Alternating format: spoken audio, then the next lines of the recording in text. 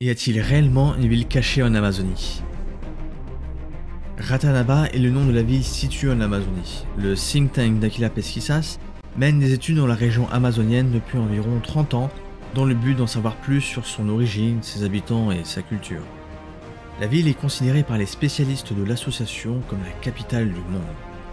Depuis le début des enquêtes dans la région amazonienne où se trouve la ville, l'équipe de D'Aquila a utilisé les équipements les plus modernes disponibles pour réussir son travail.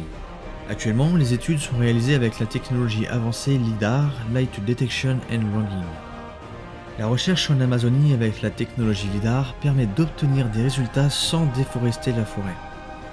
Un avion structuré avec ces technologies a été utilisé pour capturer des images laser d'une partie de la forêt amazonienne.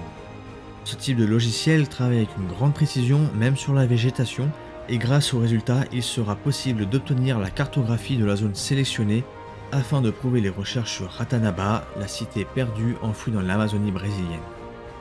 Pendant le vol, les capteurs montés dans l'avion émettent des faisceaux lumineux qui se reflètent sur le sol, capturant avec précision tout ce qui se trouve sous les arbres. Les signaux sont ensuite interprétés par un logiciel qui produit alors des cartes détaillées de la surface couverte par le vert de la forêt.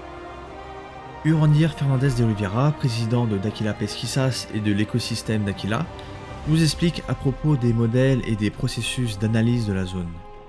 Grâce à des impulsions laser, cette technologie est capable de pénétrer la végétation et de montrer la surface numérisée du terrain.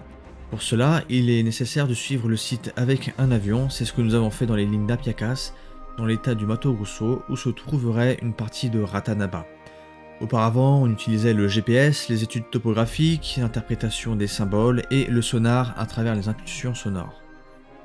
La chercheuse Fernanda Lima nous raconte ce que cela a été d'apercevoir les marques de Ratanaba depuis le ciel. Dans un vol parallèle, nous avons enregistré la procédure de travail et à travers des photos et des vidéos, nous avons dû effectuer de nombreuses rotations jusqu'à ce que nous parvenions à bien capturer les images.